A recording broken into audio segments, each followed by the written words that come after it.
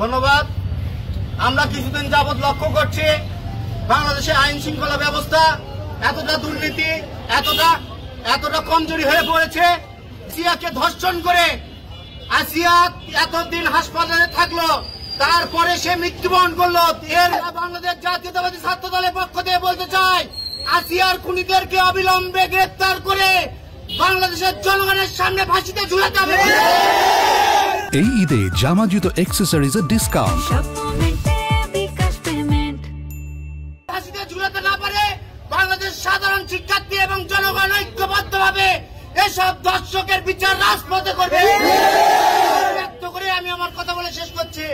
শহীদ president Ziaur Rahman অমর, দেশনেত্রী বেগম খালেদা জিয়া জিন্দাবাদ, আগামী রাষ্ট্রনায়ক জনাব তারেক রহমান জিন্দাবাদ। সবকে ধন্যবাদ। আসসালামু আলাইকুম।